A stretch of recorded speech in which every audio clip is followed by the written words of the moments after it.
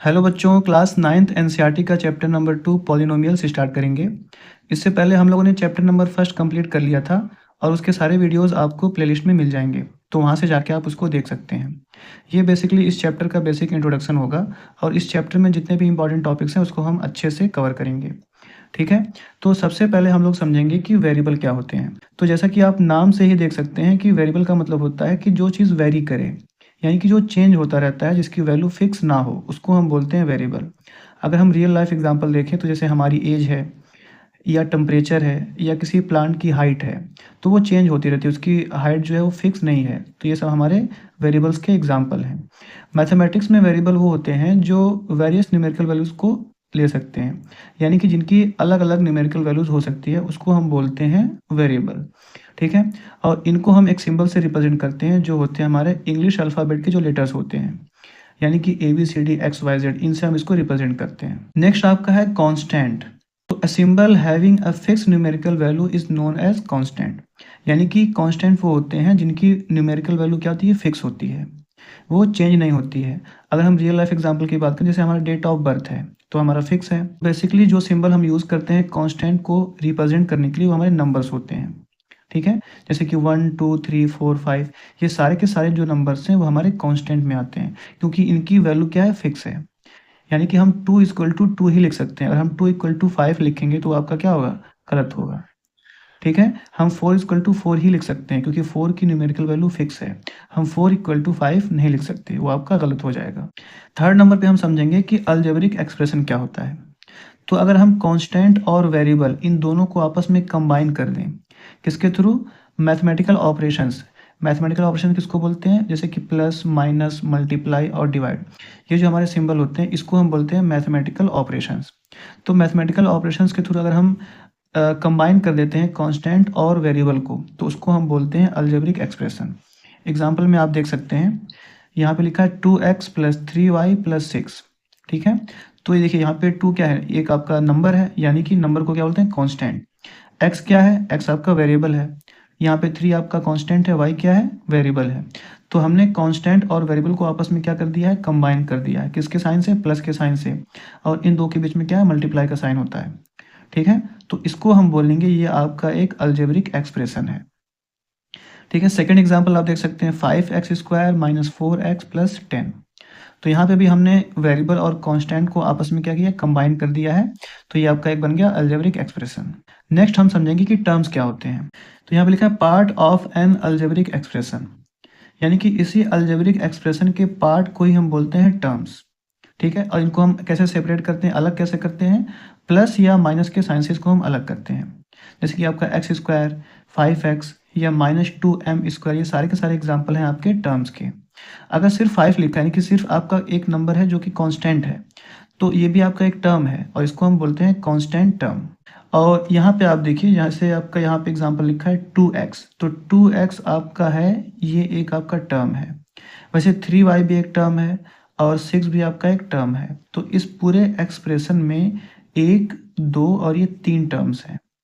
वैसे यहाँ पे ये पूरा का पूरा एक अलजेब्रिक एक्सप्रेशन है और इसमें 1 2 और ये 3 टर्म्स हैं।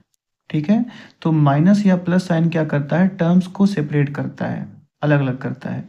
तो प्लस से पहले 4x आपका एक टर्म हो गया और प्लस के बाद ये आपका 10 दूसरा टर्म हो गया।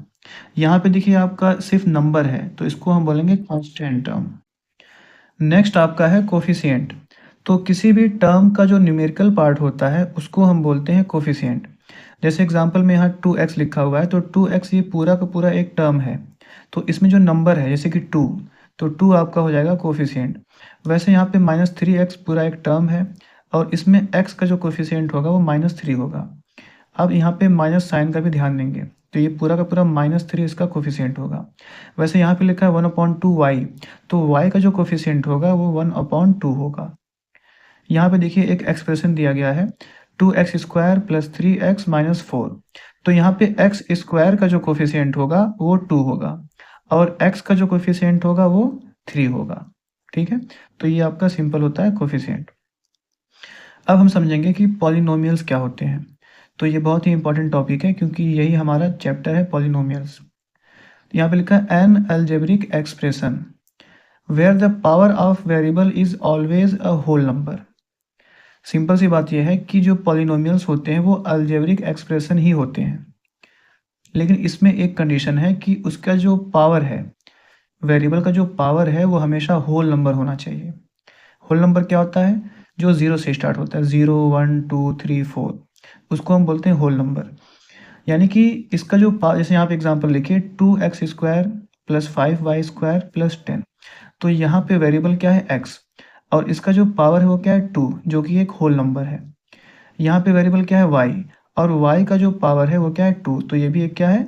एक होल नंबर है। अगर यहाँ पे -2 होता तो इसको हम पॉलिनोमियल नहीं बोलते। यानी कि पावर 0 हो सकता है, 1 2 3 4 कोई भी नंबर हो सकता है, लेकिन कभी भी निगेटिव नहीं हो सकता। -1 -2 -3, या फिर कोई फ्रैक्शन नहीं हो सकता, जैसे 1/2 1/3, ऐसे नंबर नहीं हो सकते हैं। तो उसको हम बोलेंगे वो पॉलिनोमियल नहीं होगा। जैसे कि यहाँ पे एक एग्जांपल और दिया गया है, √3x² प्लस 7x प्लस 2। तो यहाँ पे देखिए x, यहाँ पे जो वेरिएबल है इसका जो पावर है वो 1 है। 1 लिखा नहीं जाता है, लेकिन इसका x का पावर 1 है। वैसे यहाँ पे x² है तो इसका पावर 2 हो गया। ठीक है, तो ये आपका एक पॉलिनोमियल कहलाएगा। तो पॉलिनोमियल क्या नहीं होगा? जिसका पावर निगेटिव हो। जैसे यहाँ पे देखिए √2x प्लस x² प्लस 6, तो ये आपका एक एक्सप्रेशन है। देखिए यहाँ पे जो वेरिएबल x है इसका पावर तो 2 है, यानी कि एक होल नंबर है, लेकिन यहाँ पे जो आपका वेरिएबल x है इसका पावर 2 नहीं है। इसका पावर क्या है? इसको समझिए। यहाँ पे अगर आपका लिखा है √x, तो इसका मतलब यह है कि x पे पावर 1/2। अगर आपका लिखा है क्यूब रूट ऑफ x, यहाँ पे 3 है क्यूब रूट, तो इसका मतलब होता है कि x पे पावर 1/3। वैसे अगर लिखा है कि यहाँ पे 4 है, तो इसका होगा x पे पावर 1/4। तो यहाँ पे आप देख सकते हैं कि ये 1/2 1/3 ये होल नंबर नहीं है, ये फ्रैक्शन आ गया। तो इसका मतलब ये पहला वाला आपका पॉलिनोमियल नहीं होगा। हाँ, इसको आप एक्सप्रेशन बोल सकते हैं, लेकिन पॉलिनोमियल नहीं बोल सकते हैं। सेकेंड नंबर पे आपका है 7/x। तो कभी भी आपका अगर x नीचे है, यानी कि अपॉन में है, इसका मतलब क्या है? इसको देखिए यहाँ पे 7/x का मतलब ये है कि यहाँ पे x के ऊपर कितना पावर है? 1 पावर है, पॉजिटिव पावर है। तो जब इसको हम सॉल्व करेंगे तो ये x ऊपर आएगा। तो ये जब ऊपर आएगा तो इसका पावर का साइन क्या होगा? चेंज होगा। तो +1 ऊपर आएगा तो ये -1 हो जाएगा, यानी कि इसका हम रेसिप्रोकल करते हैं। तो अब देखिए यहाँ पे x पे पावर क्या हो गया? -1, जो कि एक निगेटिव नंबर है, होल नंबर नहीं है। तो ये भी आपका एक पॉलिनोमियल नहीं होगा। ठीक है, तो होल नंबर की जगह कहीं कहीं बुक में लिखा होता है नॉन निगेटिव इंटीजर, लिखा होता है नॉन निगेटिव इंटीजर। तो नॉन निगेटिव इंटीजर क्या होता है? तो हमने पढ़ा था कि इंटीजर क्या होते हैं, जैसे कि +1 2 3 4 और 0। उसके साथ साथ 0 के लेफ्ट साइड में आपके -1 -2 -3, इस तरह के ये नंबर होते हैं। ठीक है, तो यहाँ पे देखिए 0 से लेफ्ट में जितने भी नंबर हैं वो निगेटिव नंबर हैं। तो यहाँ पे लिखा है नॉन निगेटिव, यानी कि निगेटिव ना हो। तो हम इन निगेटिव को छोड़ देंगे, जितने भी माइनस के नंबर हैं उसको हम छोड़ देंगे। तो बाकी यहाँ पे क्या बचा? 0 1 2 3 4। तो ये आपके, इसको होल नंबर बोल सकते हो आप, क्योंकि होल नंबर भी आपका 0 से ही स्टार्ट होता है। ठीक है, तो होल नंबर बोल लो या नॉन निगेटिव इंटीजर बोलो, दोनों का बात सेम है। अब हम देखेंगे कि स्टैंडर्ड फॉर्म क्या होता है। तो यहाँ पे लिखा है arrange the terms in descending order of their degree. यानी कि अगर हम टर्म को उसके डिग्री के डिसेंडिंग ऑर्डर में अरेंज कर देते हैं, असेंडिंग में भी कर सकते हैं, लेकिन जनरली हम डिसेंडिंग ऑर्डर में ही करते हैं अरेंज, तो उसको हम बोलते हैं कि वो स्टैंडर्ड फॉर्म में है। यहाँ पे जो आपका दिया गया है ये इसका जनरल फॉर्म दिया है। मैं आपको एक एग्जाम्पल के थ्रू समझाता हूँ। मान लो यहाँ पे एग्जाम्पल लिखा है 7x⁴ plus 3x³ plus 5x²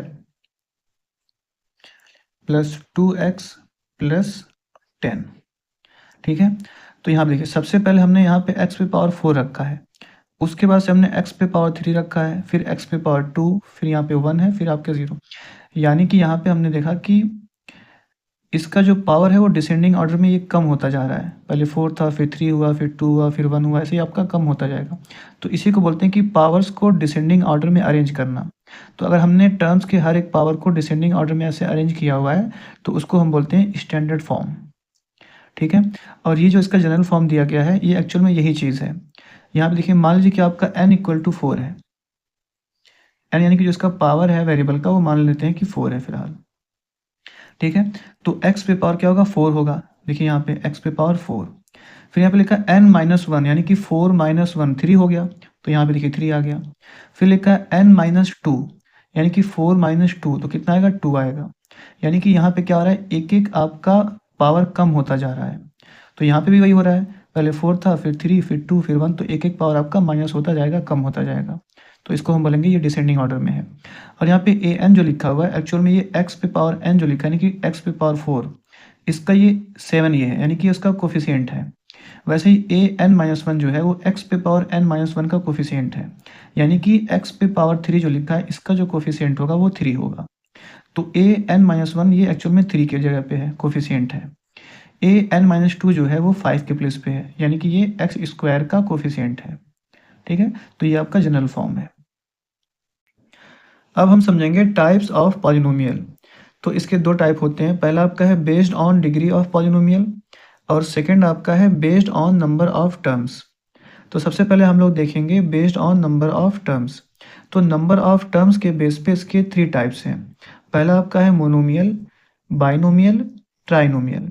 तो मोनोमियल का मतलब है कि जिसमें एक ही टर्म हो, तो जिसमें सिंगल टर्म होगा उसको हम बोलते हैं मोनोमियल। एग्जाम्पल में आप देख सकते हैं जैसे कि 4x है या -2y है। ठीक है, तो इसमें देखिए एक ही टर्म है तो उसको हम बोलेंगे मोनोमियल। सेकंड आपका बाइनोमियल, तो इसमें दो टर्म होंगे, जैसे कि 4x प्लस 2 या 3y प्लस 10। तो देखिए यहाँ पे पहला टर्म और ये दूसरा टर्म, पहला टर्म दूसरा टर्म, तो इसमें दोनों टर्म है तो इसको हम बोलते हैं बाइनोमियल। थर्ड आपका है ट्राइनोमियल, तो इसमें 3 टर्म होंगे। एग्जाम्पल में आपका 4x square plus 7x minus 10, कि पहला टर्म, दूसरा टर्म और ये तीसरा टर्म, तो जिसमें 3 टर्म होंगे उसको हम बोलेंगे ट्राइनोमियल। नेक्स्ट आपका है based on degree of polynomial. तो डिग्री का मतलब कि हाईएस्ट पावर, जैसे कि यहाँ पे देखिए ये आपका पूरा का पूरा एक एक्सप्रेशन है, तो इसमें यहाँ पे x का पावर 1 है, यहाँ पे ये 1 है वो छुपा हुआ है। ठीक है, और यहाँ पे x का पावर कितना है, 2 है। तो 1 और 2 में बड़ा कौन है, 2 है। तो जो सबसे बड़ा पावर होता है ना उसी को बोलते हैं डिग्री।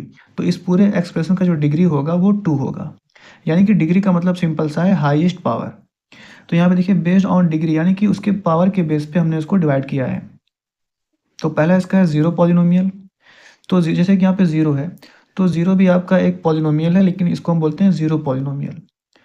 ठीक है, तो इसकी जो डिग्री है वो अनडिफाइंड है। जीरो की जो डिग्री होती है वो नॉट डिफाइंड। ठीक है, सेकंड आपका है कांस्टेंट पॉलिनोमियल। तो इसकी जो डिग्री होती है वो जीरो होती है। इसका एग्जांपल में हम देख सकते हैं कोई भी नंबर, जैसे 2 है या 5 है, तो ये सब के सब आपके एग्जांपल हैं कांस्टेंट पॉलिनोमियल के। जैसे हमने पढ़ा था ना वेरिएबल और कांस्टेंट, तो जो नंबर होते हैं उन्हीं को हम बोलते हैं कांस्टेंट। अच्छा, एक्चुअल में इसकी डिग्री जीरो कैसे, ये समझ लीजिए आप। यहाँ पे देखिए अगर आपका लिखा है 2, तो इसका मतलब ये 2 मल्टीप्लाई बाई एक्स पे पावर 0। तो हमने पढ़ा था कि अगर किसी भी नंबर के ऊपर पावर 0 होता है तो उसकी वैल्यू क्या होती है, 1 होती है। यानी कि इसको हम बोल सकते हैं 2 मल्टीप्लाई बाई 1, तो 2 1 जा 2 ही मिलेगा। वैसे यहाँ पे 5 है तो यानी कि 5x स्क्वायर है यहाँ पे।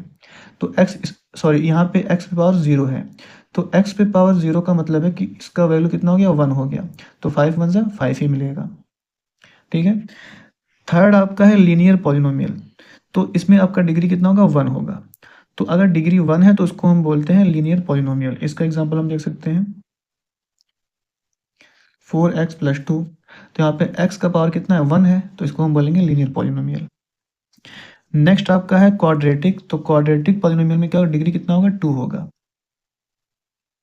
इसका एग्जांपल देख सकते हैं 4x square plus 7x minus 10। तो यहाँ पे देखिए इसका जो हाईएस्ट पावर है वो कितना है, 2 है। तो अगर डिग्री 2 है तो उसको हम बोलेंगे क्वाड्रेटिक पॉलिनोमियल। नेक्स्ट आपका है क्यूबिक पॉलिनोमियल। तो इसकी डिग्री कितनी होगी, 3 होगी। इसका भी एग्जांपल देख सकते हैं हम 4x cube plus 7x square plus 2x plus 10। ठीक है, तो यहाँ पे जो हाईएस्ट पावर है कितना है, 3 है, यानी कि इसकी डिग्री कितनी है, 3। तो इसको हम बोलेंगे क्यूबिक पॉलिनोमियल। और लास्ट आपका है बाई क्वाड्रेटिक, तो इसमें जो डिग्री होगा वो 4 होगा। इसका एग्जांपल देख सकते हैं आप, 7x पे power 4 plus 2x cube plus 3x square plus 4x plus 7। ठीक है, तो यहाँ इन सब में देखिए, यहाँ पे 3 है, यहाँ पे 2 पावर है, यहाँ पे 1 है, लेकिन जो सबसे बड़ा पावर है वो 4 है। ठीक है, तो इसकी डिग्री कितनी है? 4। तो अगर डिग्री 4 है तो उसको हम बोलते हैं बाई क्वाड्रेटिक पॉलिनोमियल। तो ये आपका हो गया इसके डिग्री के बेस पे। नेक्स्ट आपका है जीरोज ऑफ द पॉलिनोमियल। तो हम समझते हैं कि जीरोज ऑफ द पॉलिनोमियल क्या होते हैं। यहाँ पे एक एग्जांपल देखिए, अगर लिखा है x प्लस 2, ये आपका एक पॉलिनोमियल है। ठीक है, तो इसको हम लिखते हैं कैसे हैं? इसको हम लिखते हैं p इन x। ठीक है, यानी कि यहाँ पे जो आपका वेरिएबल होता है, यहाँ पे वेरिएबल क्या है? x है, तो यहाँ पे हम पी एक्स लिखेंगे, यानी कि पॉलिनोमियल x। अगर आपका लिखा है y प्लस 5, तो यहाँ पे आपका वेरिएबल जो है वो y है, तो हम इसको लिखेंगे पी वाई। ठीक है, अब समझते हैं कि ज़ीरो क्या होता है। तो यहाँ पे इस पूरे पॉलिनोमियल में आप सोचो कि यहाँ पे x के प्लेस पे आप कौन सा ऐसा नंबर रखो कि ये पूरे पॉलिनोमियल की जो वैल्यू है वो ज़ीरो हो जाए। तो अगर हम x के प्लेस पे -2 रखते हैं और यहाँ पे आगे है +2, तो -2 और +2 आपका ज़ीरो हो जाएगा, यहाँ पे आपको मिलेगा ज़ीरो। तो किसी भी पॉलिनोमियल में वेरिएबल की वो वैल्यू जिससे उस पूरे पॉलिनोमियल का जो वैल्यू है वो ज़ीरो हो जाए, उसको हम बोलते हैं ज़ीरोज़ ऑफ द पॉलिनोमियल। जैसे कि यहाँ पे हमने x के प्लेस पे -2 रखा है, तो हमको मिला है ज़ीरो। तो यहाँ पे इस पॉलिनोमियल का जो ज़ीरो है वो आपका -2 है, तो इसको हम रूट भी बोलते हैं, रूट भी बोलते हैं, या फिर हम इसको ज़ीरो भी बोलते हैं। ठीक है, तो क्वेश्चन में मिलेगा फाइंड द रूट या फाइंड द ज़ीरो, तो आपको वही पता करना होगा x की वैल्यू। जैसे कि आपका यहाँ पे लिखा है सेकंड क्वेश्चन में y प्लस 5, तो आपको सोचना होगा कि y की जगह पे हम कौन सा ऐसा नंबर रखें कि इसकी वैल्यू पूरे की वैल्यू ज़ीरो हो जाए।